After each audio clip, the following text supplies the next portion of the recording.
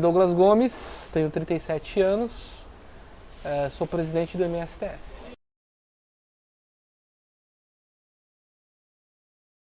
Eu estou no MSTS desde 2013, o movimento já existe há 4 anos, dentro desses 4 anos, 2 já estão documentados, tem estatuto registrado em cartório, tem CNPJ, tem conta em banco, né?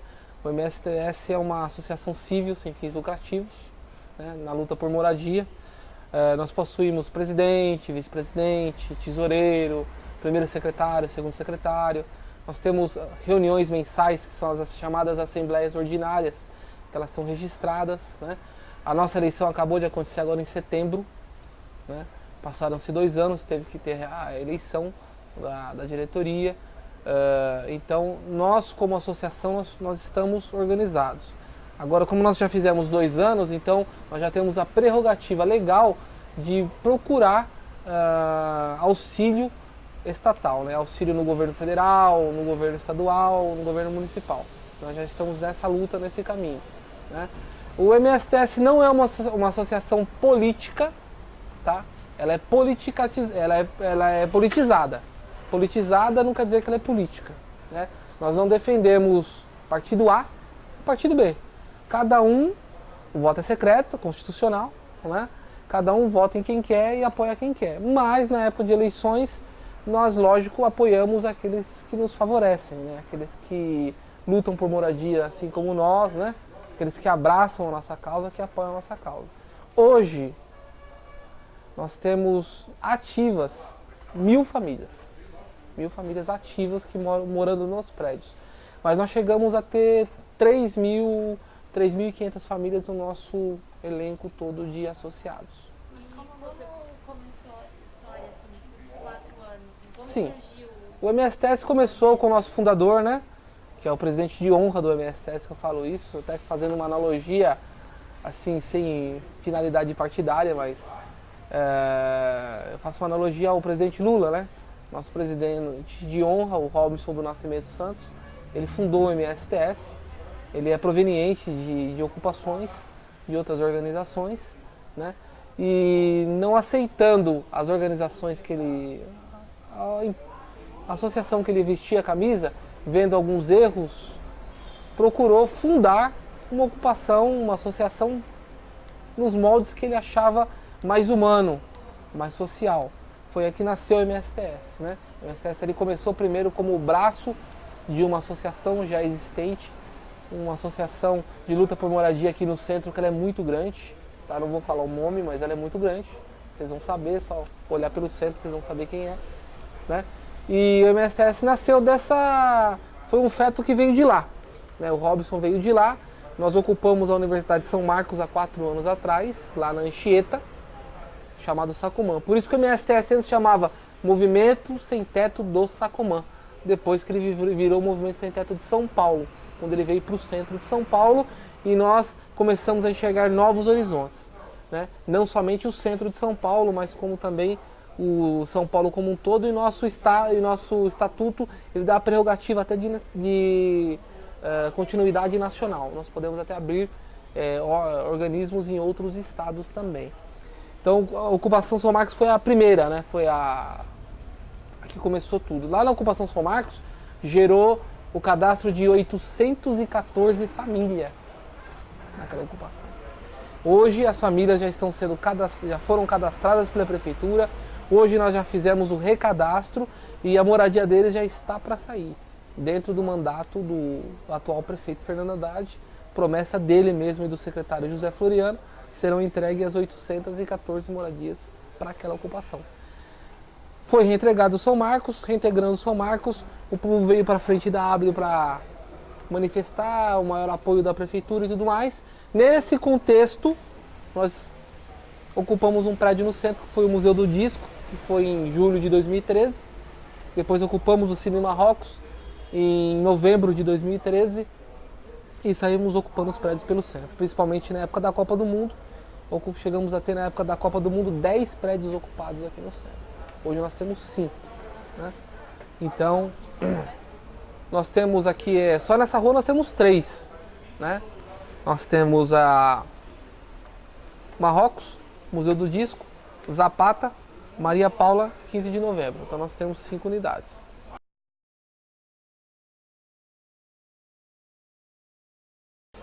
Existe um comitê gestor, né, que é organizado pelo próprio presidente. Nesse comitê gestor participa presidente, participa secretário, participa coordenação e moradores. Então é um comitê que ele é aberto a todos que trabalham, a todos que moram, os participantes do movimento. É lógico que os moradores eles elegem uma ou duas pessoas para ficar na cadeira. Os coordenadores, são 5 coordenadores, normalmente são 2 coordenadores que ocupam as cadeiras do comitê gestor e são 2 cadeiras também para a diretoria. Então, através desse comitê gestor, é avaliado os prédios no centro de São Paulo, né? E nessa avaliação é verificado o quê?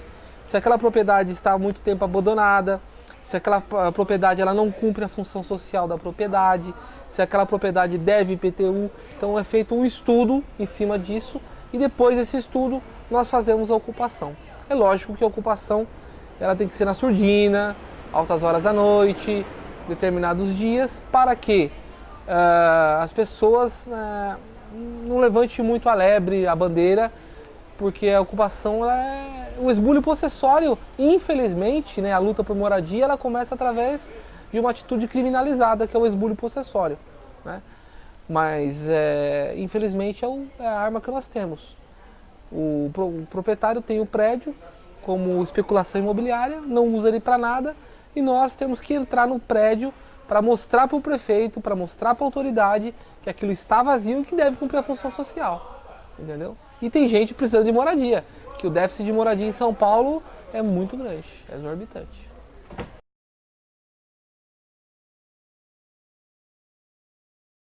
Seguinte, nós estávamos até ontem numa frente parlamentar organizada pela deputada Márcia Lia, do PT, lá na Assembleia Legislativa, inclusive eu discursei lá. Nós percebemos que o Poder Legislativo, tanto a Câmara de Vereadores do município como a Assembleia Legislativa, representando o Estado, eles têm boa vontade em ajudar não só o MSTS, mas como diversos movimentos sem teto em São Paulo. Só que o grande problema reside no Executivo, porque o Executivo ele tem que administrar o município ou administrar o Estado. E a cadeira de secretário de habitação ela pesa demais. E existe o déficit de verbas, que cada vez nós percebemos que nos últimos 4 anos tem diminuído a quantidade de verbas que vai para a habitação, né? Então o secretário ele fica amarrado pela verba, o prefeito fica amarrado pelo secretário. Então nós acabamos às vezes não atingindo o nosso objetivo. Às vezes uma ocupação ela começa e ela termina e as pessoas não conseguem a sua chance na fila da habitação, né? Não consegue a chance de ter sua casa própria em curto espaço de tempo, em 1 ou 2 anos, né? Então é por isso que tem essa grande quantidade de ocupações no centro, porque o poder público ele trata as ocupações apenas como caráter de higienização. Como funciona? A ocupação para eles é um problema, não é uma solução, não é uma tentativa de forçar eles a dar moradia. Não, para eles é um problema. Então eles eliminam um problema porque o centro não pode ter mais ocupações. Eles querem eliminar as ocupações do centro de São Paulo. Porque a fachada do prédio fica feia, o prédio fica pichado, fica aquela bandeira pro lado de fora, e que os prédios eles são reduto de pessoas que provém do crime, e nada disso. Se vocês andarem na ocupação, aqui não tem criminoso nenhum. Pode ser que tenha, porque eu não puxo ficha criminal de ninguém, eu não puxo antecedente criminal. Tem ocupação no centro que ela puxa antecedente criminal. Mas nós, no MSTS, por termos o caráter social, eu tenho que dar oportunidade ao egresso do sistema penitenciário. Por quê? O cara saiu da cadeia, eu não vou poder dar uma oportunidade dele ter um imóvel, ou dele lutar com a gente. Não, eu vou estar sendo desumano. Então aqui nós damos oportunidades a todos sim. Só que nós não albergamos o crime. Nós albergamos o pai de família, a família paulista, aquele que está necessitado, aquele que não tem condição de pagar aluguel, aquele que não tem condição de cobrir suas contas, ele vem para dentro da ocupação para ter uma melhoria de vida e para ter a expectativa da casa própria.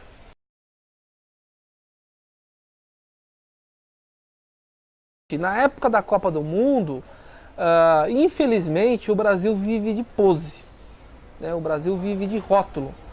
E vocês que estão nesse ramo do jornalismo, vocês sabem que a imprensa é o quarto poder. A imprensa é o quarto poder hoje, né? Se a Globo fizer uma propaganda, falar no Jornal Nacional que a Coca-Cola dá diabetes, no outro dia ninguém mais compra Coca-Cola. Ou 90% da população não vai comprar Coca. Então a nossa imprensa ela é muito tendencionista, né? Ela é alienada, ela acaba alienando as pessoas. Principalmente pelo nível cultural que as pessoas do Brasil possuem, né? Apesar de nós termos pessoas formadas, eu conheço gente que é formada em universidade e ela é analfabeto funcional.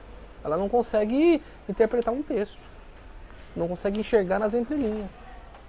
Entendeu? O que acontece? Na época da Copa do Mundo, o governante ele quis tampar o sol com a peneira, né? Ele criou alguns mecanismos policiais para dizer que a polícia era bem paramentada, trocou o fardamento de toda a polícia. Eu nunca vi coisa desse tipo, mas na época da Copa do Mundo a polícia inteira estava com farda nova, não tinha ninguém com farda velha. Estou falando isso porque eu ando no centro há 2 anos. Eu conheço até as viaturas que passam nas imediações. Todo mundo de farda nova, viatura pintada, viatura nova, quer dizer, para mostrar que uma outra face do Brasil. Aí o que aconteceu? Nessa vertente, eles acabaram afrouxando as ocupações. Por quê? Para não ter reintegrações de posse. Porque reintegração de posse em São Paulo, no Brasil, ela é vista na base da borrachada. Foi o que eu estava falando em relação ao poder público. O poder público quer higienizar, ele quer limpar. Então qual que é a questão? Acaba-se com a ocupação, não dá resultado a nenhuma delas, põe todo mundo para fora. Se não sai na boa, sai na base do gás lacrimogênio, na bomba de efeito moral, na base do cacetete, é o que a PM sabe fazer. E na época da Copa do Mundo, onde nós tivemos mais a concentração de prédios, a polícia não quis fazer isso justamente para o governante não ser taxado de subversivo. Então essa que é a grande questão ideológica, tá? A grande questão foi essa. Por isso que nós tínhamos muitos prédios. Por quê? A polícia começou a amenizar para não trazer uma imagem, né, degradante do Brasil para fora. Só por isso. Nós temos o seguinte, o Movimento Sem Teto de São Paulo, ele, sim, não sei se o verbo é esse, né? Quando nós vendemos um produto, que é a ocupação, que a gente não está aqui para ter lucro, né? A intenção nossa não é essa. A intenção nossa é um movimento que apoie aquele que precisa, né? É lógico que todo mundo que trabalha tem uma ajuda de custo, né? Mínima, mas tem. Nós diretores mesmo, presidente, vice-presidente, secretário, ganha no máximo R$300 de ajuda de custo por mês, que é despesa de ida, volta, né, despesa de deslocamento, despesa de alimentação, nada mais do que isso.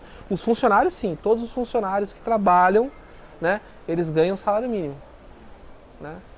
Isso é tudo prestado conta todo mês, em frente à associação, em frente aos associados, né? Se tem alguma coisa que estoura o orçamento, é votado se vai fazer ou não vai fazer. Nossa ocupação é a única ocupação que, se o elevador tem como funcionar, ele funciona. Um exemplo é a ocupação Zapata, aqui em frente, que o elevador ficou parado 10 anos e nós colocamos o elevador para funcionar. Então, nós procuramos trazer um pouco de dignidade para a pessoa. E nós não fazemos como fazem outras bandeiras por aí, que obriga a pessoa a ficar na portaria, obriga a pessoa a trabalhar na cozinha que nós temos. Por exemplo, nós temos uma cozinha voluntária aí. Todo dia nós fornecemos 200, de 50, 80, 100 até 200 refeições, dependendo da demanda. Chegou o caso de ter 200 refeições num dia. Para quem são essas refeições? Para as pessoas que não têm como se alimentar, a pessoa que está desempregado, que não tem onde cair morto, que não tem o que fazer. Porque nós temos isenção no prédio. Essa que é a questão. Quando se fala em contribuição, que não é obrigatória, a contribuição ela é facultada, né? Se fala por quê? Porque tem que se pagar o custo da ocupação. E qual que é o custo da ocupação? É portaria, é água, é luz, é elevador, é funcionário que trabalha para eles 24 horas. Você tá entendendo? Paga-se assistência jurídica, paga-se assistência contábil, porque nós somos uma associação. Então, todo isso é custo. E também paga-se embutido na contribuição o valor daqueles que não podem pagar, que hoje beira em torno de 35% a 40% da ocupação. Só porque o cara não pode pagar, eu vou pôr o cara na rua? Não, isso não existe. Isso é uma ocupação.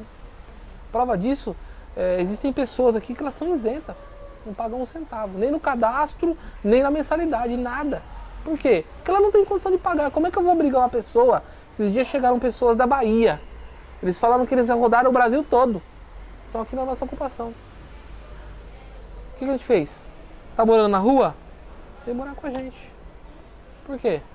O cara tá necessitado, eu vou colocar, não vou dar uma vaga pro cara. Se eu tenho uma vaga, eu não vou dar? Lógico que eu vou dar.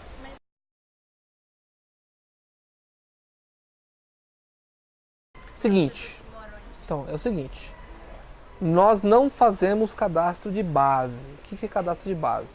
Se vocês forem outras ocupações por aí, principalmente aquelas ocupações que colocam assim na parede, assim, ó.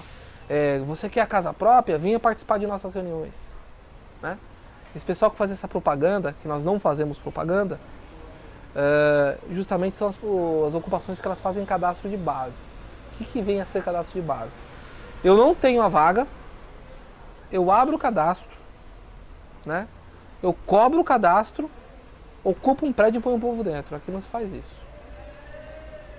Porque justamente o cadastro nada mais é que a mensalidade comum a todos, mais a taxa de rateio. O que é essa taxa de rateio?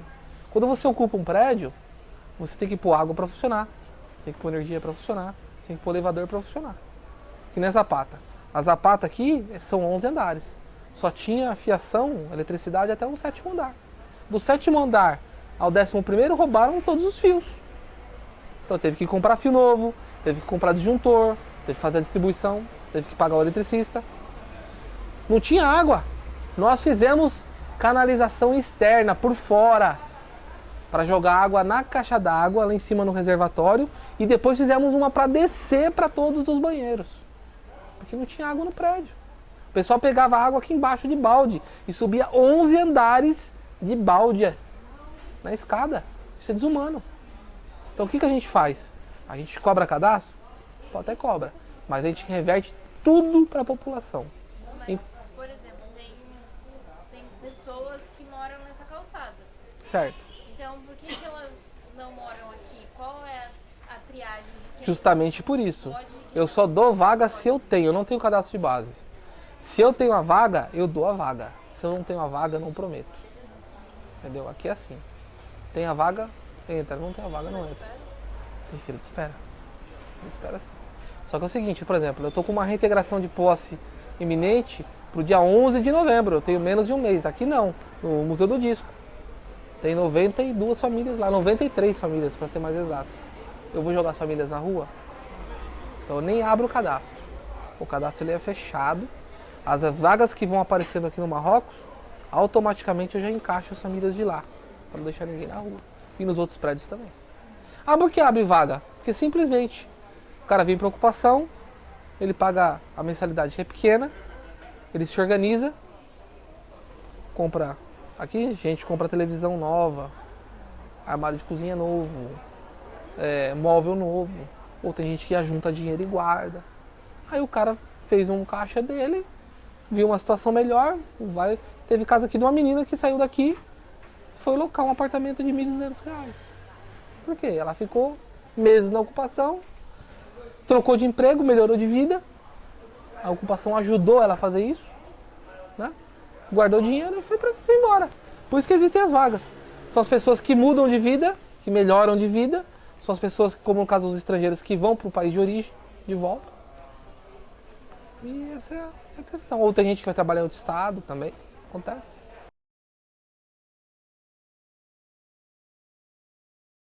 Existem as regras de convivência e de permanência, sim.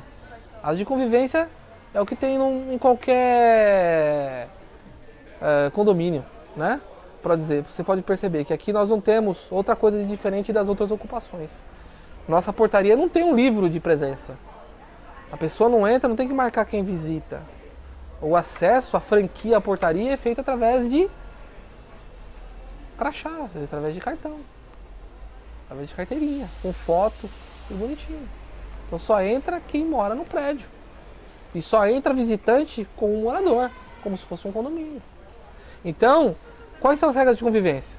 Não pode entrar ingerindo bebida alcoólica, pode entrar com bebida alcoólica, dentro de uma sacola fechada, tal. Não pode entrar ingerindo bebida alcoólica, não pode ingerir bebida alcoólica nas áreas comuns. Por quê? Para não dar mau exemplo às crianças. Porque se eu tenho uma lei que a criança não pode beber no bar, por que eu vou passar tomando cerveja na frente de uma criança? Não posso dar mais exemplo. Tem que respeitar a criança. Não pode fumar nas áreas comuns e nem entrar fumando, porque tem uma lei municipal que impede esse tipo de coisa. E nós não precisamos ser fumantes passivos. Ninguém é obrigado a fumar o cigarro de ninguém. Cada um com o seu vício. Né? Não é permitido. Como os banheiros são coletivos, não sei se vocês subiram lá na casa do Fagner, vocês perceberam isso, mas o banheiro é coletivo. Então é um banheiro em média para cada 4 famílias. É padrão isso no prédio inteiro, porque o Marrocos eram escritórios comerciais.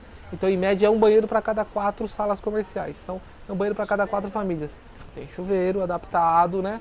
São 2 mictórios, então um fica para necessidade fisiológica e outro fica para chuveiro. Né? Tudo em adaptação. As pessoas se adaptam ao prédio, né? E então a regra de convivência qual é? Vai tomar banho? Não pode ir de bermuda, sem camisa, não pode sair de toalha. Por quê? Tem que respeitar. Você tem sua mulher, você vai querer que um cara saia de cueca, de samba canção na frente da sua mulher? Você não vai querer. Então já que você não vai querer, você também tem que respeitar a mulher do próximo. E uso do banheiro. Entra-se trocado e sai-se trocado. Entendeu? Cada um respeita a vez do outro dentro do banheiro. Aqui nós temos um banheiro para cada 4 famílias. Lá na São Marcos era um banheiro para cada 100 famílias. Porque era uma faculdade. Então você imagina, uma faculdade, ela tem as salas de aula que são grandes, né? E tem os banheiros nos pavimentos. Então em média é 4 banheiros por andar. Então aqui ainda tá bom, é 4 banheiros por famílias. Então existem as regras de convivência. E existem as regras de exclusão também. De permanência. Por quê? Se o cara for pego ingerindo bebida alcoólica num prédio em si, ele é avisado uma vez, na segunda ele é excluso. Se o cara é pego usando entorpecente dentro do prédio, ele é excluso imediatamente. Tá entendendo? Então, essas são as regras de convivência. Não pode brigar, lógico, isso é normal, né? Não pode brigar com o vizinho, não pode sair no tapa, não pode bater na mulher. Porque tem uma lei que é proibido bater em mulher, tem a Lei Maria da Penha. Então, se a mulher chegar aqui e reclama que o marido bateu nela, a gente fala, você quer viver com ele ou você quer morar sozinha? Ah, eu quero morar só. Então, coloca o marido pra fora. Agora, se ela quer ir junto com o marido, ela vai junto com o marido, não tem problema nenhum. Mas nós não toleramos isso. Por que não toleramos? É uma ditadura? Não. Infelizmente, nós temos um prédio com 600 famílias dentro. Se a gente não colocar regras, vira o samba do crioulo doido. Você imagina, isso vira uma loucura, vira um inferno aqui dentro.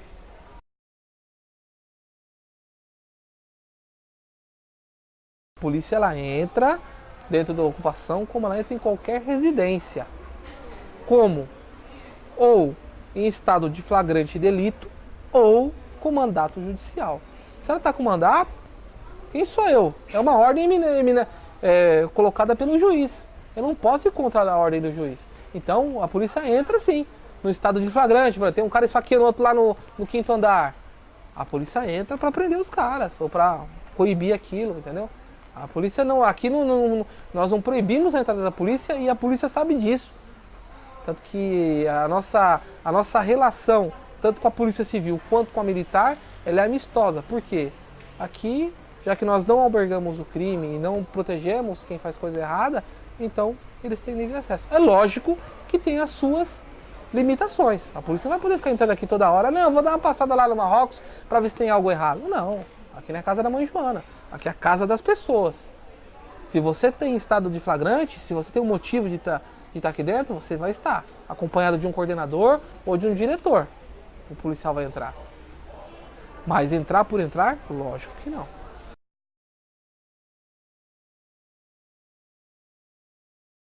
Por ter muita criança, acontece o seguinte. Criança sabe que criança não tem maldade. E também não tem mentira, né?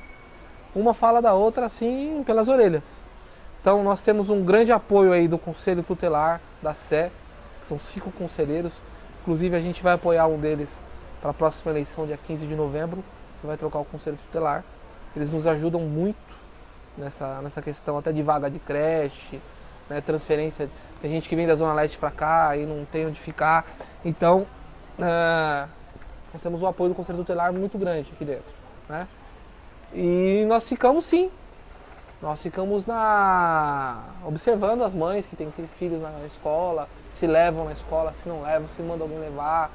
Nós temos o programa do Viva Leite aqui dentro, que atinge 40 famílias. São 80 litros de leite distribuídos na terça, 80 litros de leite distribuídos na quinta, para crianças de 0 a 6 anos e idosos acima de 60. Nós vamos ampliar esse projeto, se Deus quiser. Então, a gente procura, sim, dar um atendimento às crianças, aos idosos, aos deficientes, da melhor maneira possível. Aqueles que possuem uma condição de hipossuficiência, a gente procura estar sempre em cima para auxiliar.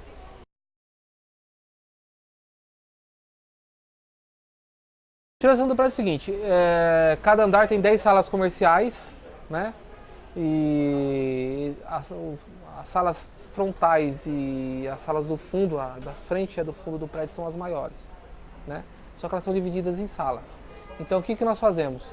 Nós pegamos as salas maiores ou as salas que não dão para ser divididas por critério até de engenharia, não tem como dividir, né? Nós vamos para as famílias maiores. É feito esse estudo. Então quem tem a família maior vai para o espaço maior. Quem tem família menor, vai para o espaço menor. A questão é essa, é assim que se trata na ocupação. Tá? É assim que funciona também. Ocupa um prédio, temos os espaços, é tudo analisado. Eu, por exemplo, eu tenho planta de prédio aqui, né? Então nós analisamos. Nós não vamos colocando a família ao léu lá dentro, ou à mercê da sorte ou à torto direito. Não. É colocada a família de acordo com a necessidade que ela tem, né? É lógico que a família tem que se adequar à ocupação e não a ocupação se adequar à família, senão nós ficamos loucos. Pensa bem, 600 famílias aqui dentro. Se a gente fosse adequar aos 600, o ser humano é um microcosmo, né? Cada ser humano é um ente diferente um do outro, cada um tem uma digital. Então cada um pensa diferente um do outro. Se nós formos nos dobrar a cada pensamento aqui de dentro, de 3 mil pessoas que frequentam Marrocos, nós vamos ficar loucos. Então nós criamos uma regra, né? Criamos um objetivo e as pessoas elas andam na nossa regra. Entendeu? Que não é muito pesada em relação às coisas que nós vemos lá fora, não.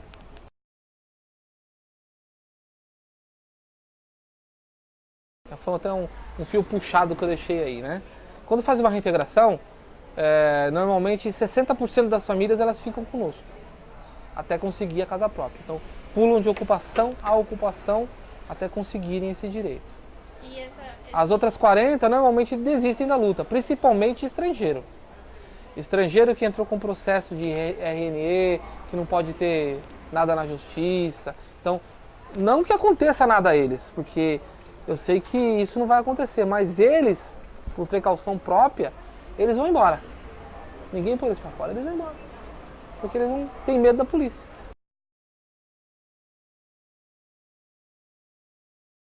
Hoje em dia nós temos africanos, né? Esses africanos eles são provenientes da Nigéria, da Guiné, Guiné-Conakry, Guiné-Bissau, Guiné Equatorial, do Congo, da República Democrática do Congo, da Angola, Costa do Marfim, né? Até da Serra Leoa, fugindo de conflitos armados e de guerras civis. Nós temos muitas pessoas do Haiti, né? E também sul-americanos. Grande parte dos sul-americanos são provenientes ou do Peru ou do Equador. E Bolívia, mas é mais peruano.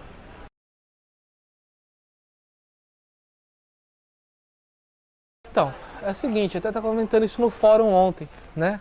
O amparo que o governo dá numa reintegração de posse,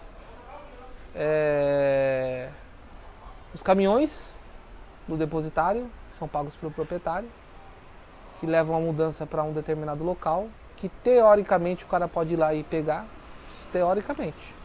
Já que eles guardam direitinho no caminhão. Quando vão descarregar lá, jogam tudo daquele jeito, arrebentando com tudo. E 90% dos bens recolhidos por depositários, eles não voltam para a mão dos seus donos. 90%. O governo também leva as pessoas para os albergues. Então, onde tem uma família junto ali, mãe, pai, 2 filhos, eles colocam a mãe num albergue, o pai em outro albergue e as crianças no orfanato. É isso que o governo disponibiliza para as famílias. Entendeu? Ao invés de dar um auxílio aluguel e uma casa própria após o término do auxílio aluguel. O ideal seria isso.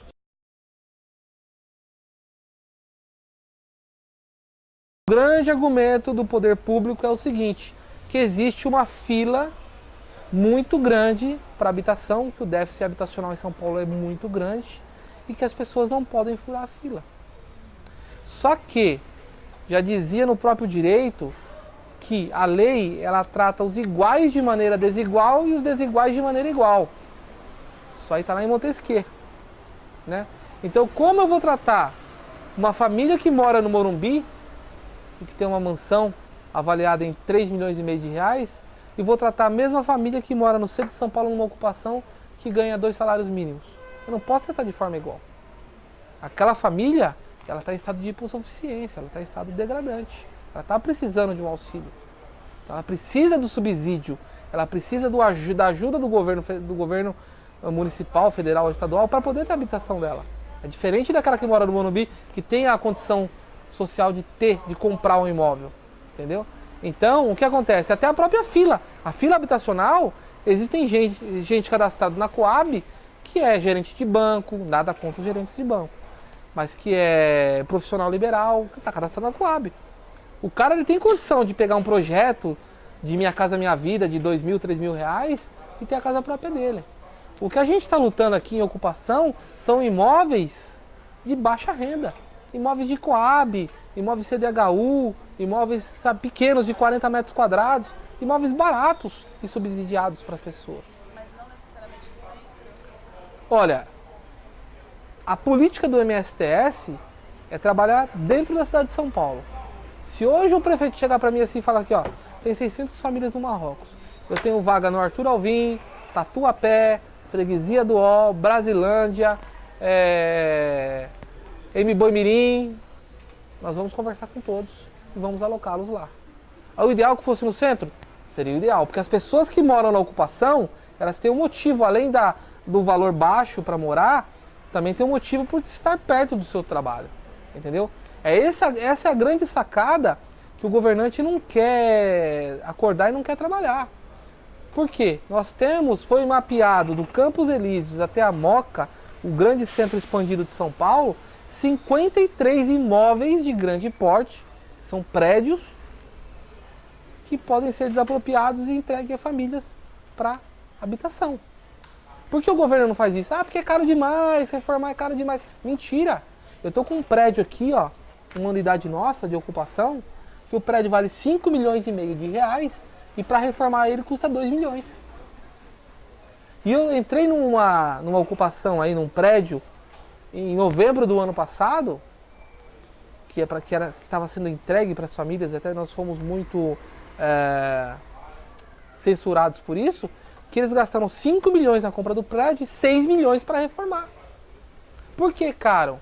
Porque infelizmente no Brasil, o pessoal tenta seguir a lei, mas burlar ela. Superfatura os valores, ganha-se demais.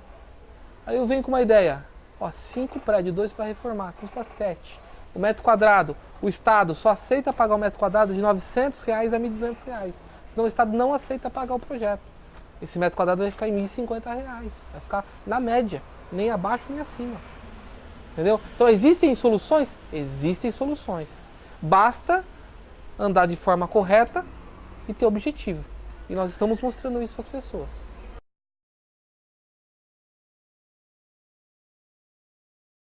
Por enquanto nós tivemos a vitória da unidade do Sacomã, né, da Faculdade de São Marcos, que está na finalização aí dos cadastros, uma atualização para entrega durante esse governo, né?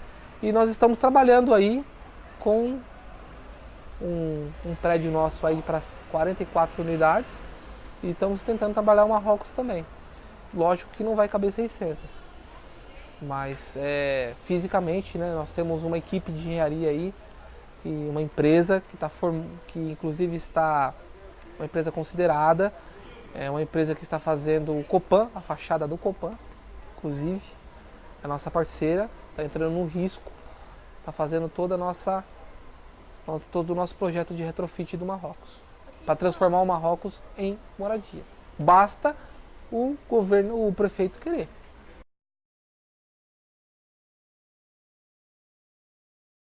Se o prédio é privado, a conta vem e nós pagamos, né? O proprietário sabe disso porque ele vê lá que está pago.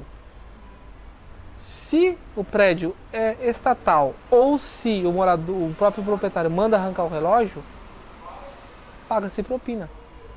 Infelizmente, eu não posso deixar o prédio apagado. O mesmo acontece com a água. Tem o relógio, vem a conta, pagamos a água.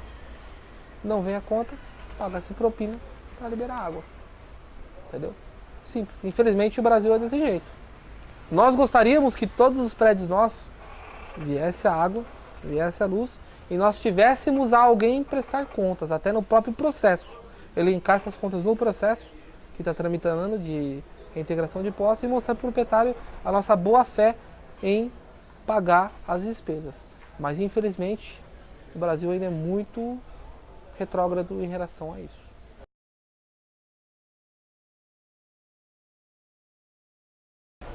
Como nós dizemos em economia, né?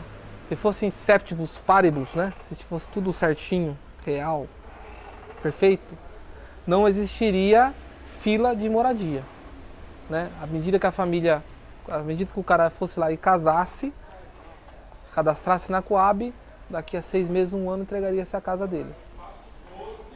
Seria, o ideal olímpico seria isso, né?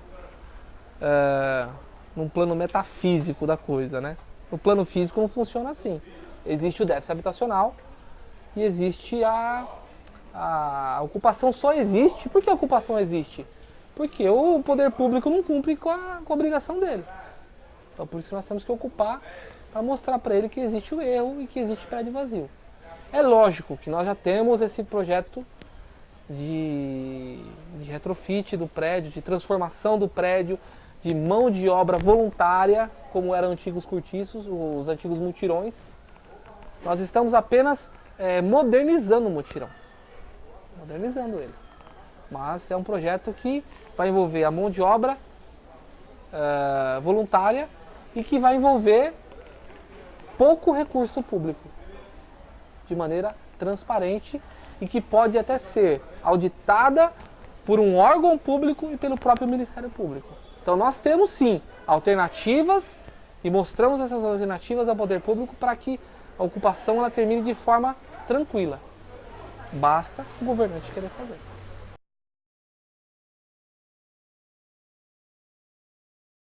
A maior dificuldade é que o Tribunal de Justiça ele prevalece o direito à propriedade ao invés do direito à moradia. Por que isso? Porque logo que a própria lei, né, dentro do próprio Código Civil, existe um mecanismo que pode se pedir a reintegração de posse de caráter liminar à medida que entra-se no prédio. Só que o juiz não analisa friamente, documentalmente, se aquele prédio está cumprindo a função da sociedade social ou não. Ele vai lá dar a canetada, através de um boletim de ocorrência, ele vai lá dar a canetada e manda reintegrar. Só que o juiz deveria fazer o quê? Deveria verificar, peraí, está pagando IPTU? Há quanto tempo ele paga água nesse prédio? Há quanto tempo ele paga luz? Quantas unidades desse prédio, quantas salas estão locadas? Cumpre uma função social? Não. Então, peraí, se não cumpre, tem que fazer cumprir. Entendeu? Só que isso não existe. Ela existe na doutrina jurídica, lá nos documentos, lá nos livros de faculdade. Né? No plano diretor existe no Estatuto da Cidade, existe em outras leis. Mas ela não é cumprida, por quê? O judiciário só olha pro direito à propriedade. Você está entendendo? Então, onde a gente esbarra na ocupação? Uma reintegração iminente. Normalmente uma ocupação ela tem de vida 4 a 6 meses. Aí não consegue o que quer, entra em outro prédio. Não consegue o que quer, entra em outro prédio. Quer dizer, vira um círculo vicioso. O próprio sistema alimenta as ocupações. Se ao invés resolvesse o problema, não teria mais ocupação. Ou as que existiriam, elas seriam minguadas. Por quê? Seriam atendidas. Porque a nossa única intenção não é lucrar com a ocupação, mas sim atingir o objetivo. Atingir o objetivo, acabou o problema. Agora, infelizmente não é assim que acontece. Esse é o nosso grande problema. O judiciário, o poder público na figura do poder executivo que não faz nada, que deveria fazer, e a polícia militar que vem com toda a agressividade do mundo para fazer uma reintegração de posse que é fora dos moldes que nós assinamos em tratados, convenções internacionais, direitos humanos, que mostram que a reintegração de posse jamais poderia ser feita da forma que é feita aqui. Tá? Então por isso que eu falo, infelizmente para vocês estudantes, principalmente para os estudantes de direito, eu vejo isso. Você vai lá e pega um livro, a coisa mais linda do mundo, paga caro, R$400 um livro, e vai lá e lê ele e vê a doutrina maravilhosa. A lei belíssima. Mas quando você vê o cumprimento dessa lei na sociedade, no dia a dia, você se depara com uma situação frustrante. Porque a lei ela não é levada a ferro e fogo. Ela é levada no descaso. A lei só funciona, infelizmente, a lei só funciona para quem tem dinheiro para pagar um bom advogado. Que daí ele pode constituir uma defesa legal, uma defesa boa. Ah, não, mas tem o princípio que todo réu tem direito a um defensor público. Bem, mas defensor público ganha uma miséria. A maioria dos defensores públicos usa a defensoria pública para ganhar know-how, para ganhar experiência. Depois ele sai e monta o escritório dele. Então nós não temos um plano de carreira para o defensor público, como se tem para o Ministério Público. Olha onde você vê aí a desigualdade. O Ministério Público tem lá um concurso público, é aberto, o cara ganha 3, 4, 5 mil reais e para ele é uma honra ser um promotor público, promotor de justiça. Né? Para o juiz é uma honra ser um juiz. Agora por que não para o defensor público? Porque defensor público é descartável. O cara entra, depois de 4, 5 anos ele sai fora, até no máximo. Porque não se tem um plano de carreira para a defensoria pública. Então, até a própria defesa das pessoas e das entidades é tratada de forma desigual. Então a lei ela não funciona no país. E vocês aí que são acadêmicos, que formam opinião, que ajudam a diminuir os preconceitos existentes, porque para mim é muito importante que a academia venha para uma ocupação. Por quê? Vocês estão interessados na forma que nós trabalhamos e na forma que é feita a coisa. Então vocês estão se aproximando e essa informação que vocês estão colocando na câmera vai ser feito um TCC e vai chegar para mais pessoas. Entendeu? Então a ideia ela vai ser difundida e ela vai ser propagada. Pela ótica de vocês, mas vai ser propagada. Então por isso que no MSTS é sempre aceito a academia, os estudantes e aceito os jornalistas. Por quê? Porque são eles que difundem a opinião. Então para quê? Tem gente que retrai, né? Não atendo jornalista, não atendo estudante. Por que não? Sendo que são vocês que distribuem. Tá entendendo? Então, infelizmente, a única forma de passar, além do dia a dia nosso, das reuniões que nós temos, os fóruns que participamos, vocês serem os propagadores da ideia.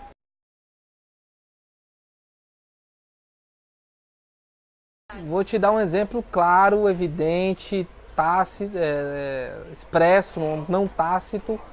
Você só atravessa a rua e pergunta ali no Melão em Cajá, que é aquela lanchonete ali, como se o Marrocos fechar, o que vai ser pro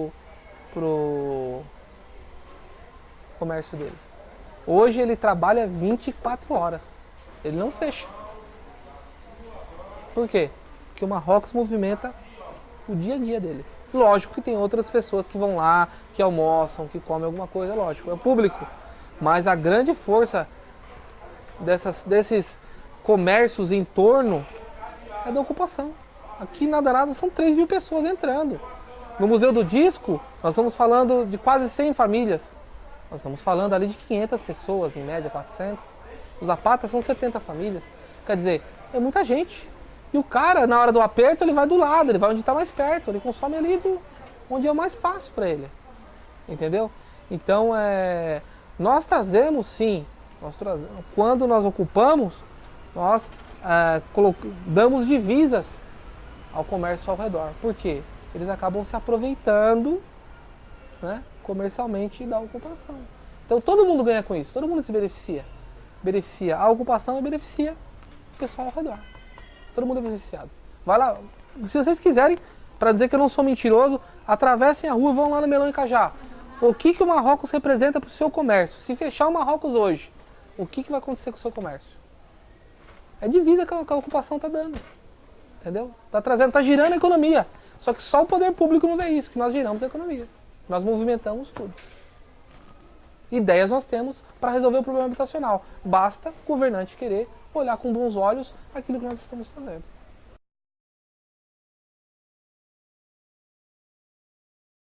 Não, eu conheci luta por moradia porque eu era casado, era empresário, né, pouco advogava, advoguei muito pouco no começo, e tinha minha empresa.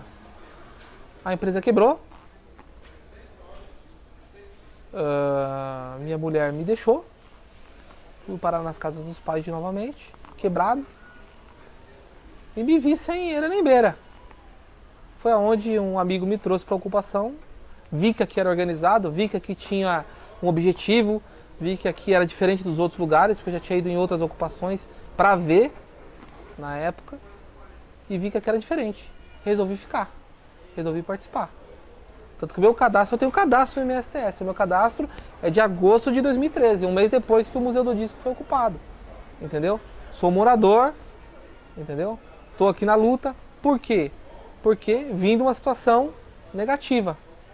Estou me levantando, estou, né, andando com as próprias pernas, estou ganhando forma novamente, tentando ser um cidadão inserido na sociedade de forma digna. E penso também, as outras famílias também. A minha maior felicidade é quando entra uma família aqui dentro, consegue comprar uma televisão nova, uma geladeira nova, depois ele vai embora, eu estou indo embora, estou indo para minha casa, eu estou indo morar com meus pais, eu estou indo morar de aluguel, estou conseguindo pagar aluguel agora, entendeu? Por quê? Cumprimos a nossa função, auxiliar aquele que precisa. Se nós não cumprimos a nossa função primordial, que é dar moradia, se nós conseguimos ajudar o próximo, para mim já está de grande valor, cumprir minha missão, conseguir ajudar o próximo. E isso eu tenho visto aqui dentro da MSTS.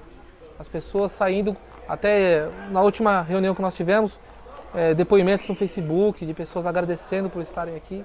Então eu acho que isso é o lado mais gratificante, que dinheiro não se ganha aqui dentro. Assim, eu vou ficar rico no movimento. Impossível. Até quando eu vejo na Folha de São Paulo dizendo que o Ministério Público investigará ocupações por tentativa ou por indícios de enriquecimento ilícito, se vierem no MSTS, vão dar com os burros na água. Porque nosso objetivo não é esse. As contas estão abertas para quem quiser ver. E vocês mesmos podem entrar e verificar o que está acontecendo. Entendeu? Aqui não tem nada que esconder de ninguém.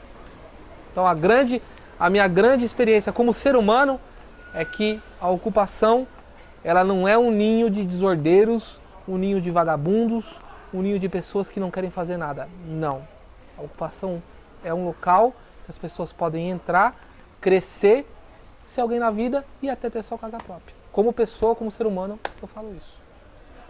Tá bom? E sou agradecido ao MSTS por ter me dado a oportunidade e por onde eu estou. Me ter confiado esse cargo que eu possuo, que eu não me sinto preparado a ele, mas que vou aprendendo a cada dia, entendeu? Mas que eu sei que não só os outros diretores, como os outros coordenadores, como os colaboradores, como os associados no geral, vai me ajudar a atingir o objetivo. Então nós aqui no MSTS nós trabalhamos em conjunto, como uma família. Nós somos uma família. Porque quando atinge um, nós vamos lá em cima para proteger aquele um que foi atingido. Então essa é nosso objetivo, entendeu? Atingir a todos e o bem de todos.